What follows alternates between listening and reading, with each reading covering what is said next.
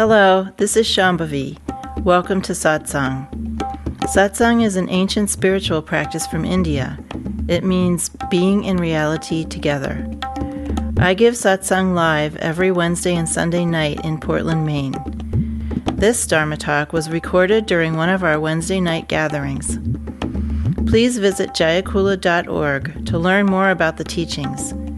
You can find video satsangs on Jayakula's YouTube channel, and my books are all available on Amazon.com. Much love to you, wherever and however you are.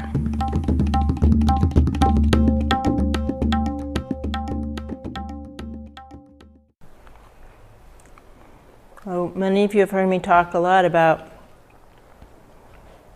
that when we want to have the correct view of ourselves as individuals, or our experience as individuals, that a good way of thinking about that is as waves in an ocean. Yep. That's a really classical, traditional way of talking about a human being or any individual entity of any sort, even just stuff. So the reason for that is that a wave is an aspect of ocean. It's not separate from the ocean. It's continuous with the ocean, and it's made out of ocean. In fact, it is ocean. But it has a quasi-independent kind of existence. We can look at a wave and recognize that it's a wave, but we couldn't really say where it begins and ends. And then it just has this life cycle, a natural life cycle, where it arises out of the ocean and then subsides. Whatever is in the ocean is also in the wave. It's important, until we're more enlightened, to try to be in environments that are good oceans. You don't end at your skin, and your skin is porous. Your physical body is open to the environment, but your energy body is also open to the environment. So when we think of our energy body, we're talking about things like the subtle anatomy of chakras and channels and other stuff. But we can also just think of it as our vibratory level of existence. It's also a level of existence that's extremely sensitive to what's happening around it. So each of us and everything around us and every environment we're in, including buildings and everywhere, all have this vibratory, subtle level of existence. And if you want to think of yourself on that level, your energy body level, it's like this subtle layers of energy that are interacting with all kinds of energies around it. Now, some of you probably have had the experience of feeling your own subtle body when you're doing practice, or maybe just any old time. We have experiences of our own energy body, the different ways that it expresses itself. Sometimes more open, sometimes more closed, sometimes something you can feel more or less. Some of you, maybe already, but it's certainly when you practice more, especially doing Kriya Yoga, you learn how to interact intentionally with your energy body. You learn how to move subtle energy around and open things up more on a subtle level. So these are skills that we learn, just like you learn how to eat with a knife and a fork when you're a little kid, or chopsticks or whatever. You learn stuff. You learn how to manipulate the physical world. You also learn how to manipulate the energetic world, or that more subtle form of our bodies. But that subtle form of existence interacts with other beings in a very profound way. So until we're totally enlightened and can digest any kind of energy anywhere, it's important to try to be in an environment that isn't poisoning you and is actually helping you energetically in some way. It's important to pay attention to how you feel on those subtle levels when you're at work, or you think about whether you want to move into a new home, or you think about or you feel how you are around different people that you know. Right? Because literally your energy body is interacting with theirs and with the environments and places. I had an experience a few days ago where I went to somebody for a massage, someone who purports to work on some subtle level, and her energy was at such a more dense level than mine that it actually made me feel terrible. Right? It was almost like she had poured something like sticky dough into something that had previously been more lively and crystalline and clear. Because it went on for 2 hours and she was doing this thing. And I came out of it just feeling like I was an elephant. My legs felt heavy, everything just felt so heavy, and I felt kind of weird and dense. So this kind of thing can happen just as we're walking around in the day. You know, it's sort of like our energy bodies are having this smorgasbord of different experiences. We should pay attention to those things. Right? Our energy body is, or even our wisdom body, is what tells us when something's okay.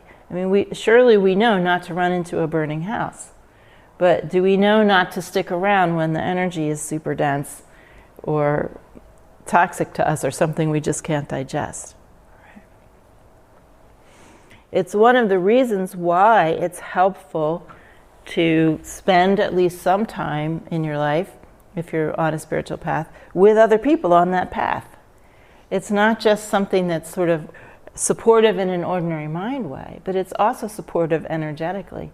We often talk about that when people practice together for many years, like we have been, most of us, then you form an energy body together.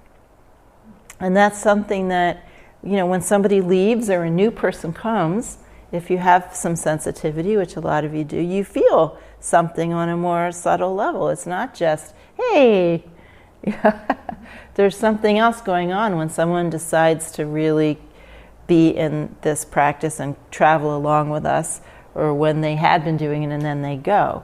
We experience it on that very, very subtle level. It's just like waves in that ocean sharing that same substrate, right? So when we're doing practice and you want to wake up, and even if you just want to have a good life, you want to try to make choices not based on that experience of energy, not just on ordinary mind kinds of choices or even view, but you can feel what's happening. And this is part of what I'm trying to get at when I tell you to subtleize your experience when you're doing your spiritual practice, right? When you're doing meditation, or when you're doing mantra or kirtan or Kriya Yoga or anything that you're doing, you should be exploring that subtle level of experience and learning about it and from it, right? Because it is a much more reliable way to navigate in life than your ordinary mind. You can actually taste or feel situations with your energy. You can feel other people's energy, right? And it can become very profound, and it can become just as reliable or a more reliable way of navigating than your ordinary eyes and ears and ordinary senses. So when we're practicing, we should try to develop this. Kriya Yoga is one of the best ways, but even when you're meditating, that subtle body is being enlivened and changed, and things are happening. And you don't have to force anything, but you should be starting to notice and experiment with that if you can sense those things. I've done so many kinds of experiments and explorations of moving energy around and feeling it, and trying to feel other people's energy, and trying to look into my own experiences of my energy to see what's there to be learned. These are the ways in which we have to be really creative and self-directed in our practice. Nobody is going to give you a pro forma or steps to do this. Yeah, I can teach you Kriya Yoga and I can teach you meditation, but I can't be there with you telling you how to be curious and explore what's happening. Or even just like reaching out and feeling what's happening with other people as an experiment, right? Once you start feeling your own energy, then you can start trying to reach out and feel other people's energy. And you may not feel anything, but if you do, then you can explore that. Sometimes people go along in a very rote and narrow way in their practice. They're just going to do something, and they're going to do it a certain number of times or for a certain number of minutes. If something happens, great, but then they're just going to get up and go about their day. This is not the way to wake up. You really have to engage with that ocean. You have to engage with yourself on this level. You have to engage with other people and situations on that level, and environments.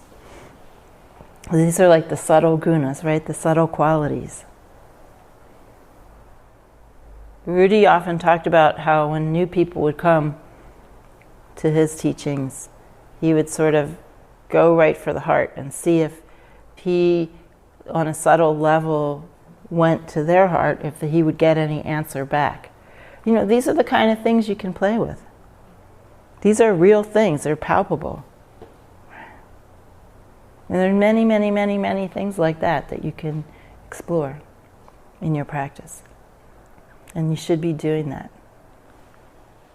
This practice is nothing without that kind of curiosity. So this is what I mean when I'm talking about that practice is creative, and that it's exploratory, and then it's open-ended, that it's individual. Somebody I talked to the other day was very surprised that we didn't do more group practice. Well, I consider satsang to be a group practice, and kirtan, of course, but you know, she meant like sitting together in meditation and doing mantra more together. And the reason why we don't is because I don't really think that that's as effective as doing your own practice. Right? I mean, it's nice to get together and meditate now and then, or do mantra, or whatever we do every now and then. But the real deal, I think, happens more when you're on your own. And you have that freedom to just take the time to follow things, to explore things, not be on somebody else's timetable or using somebody else's format. A lot of people have the idea that you do your practice and then something's supposed to happen to you. I'm going to put my time in, and then, you know, something should happen to me. Like everything else, sadhana is a conversation. And it's a conversation on a very subtle level.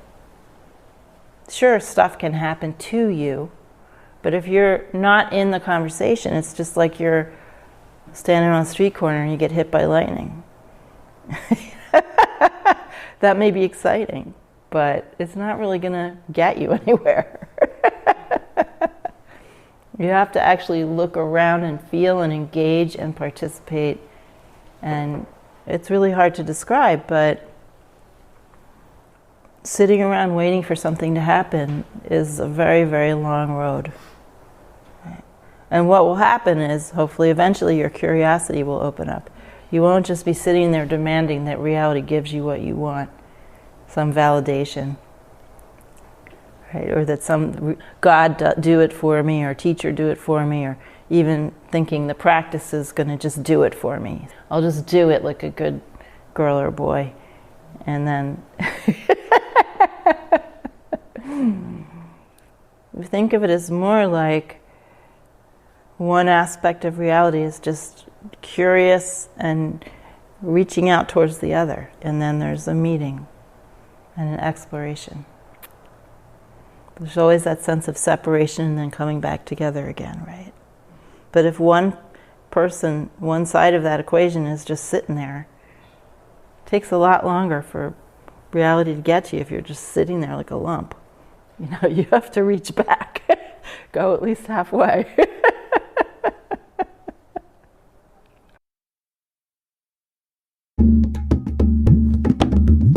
Jayakula is a nonprofit community offering opportunities to learn and practice in the direct realization traditions of Trika Shaivism and Dzogchen. We are based in Portland, Maine and Portland, Oregon.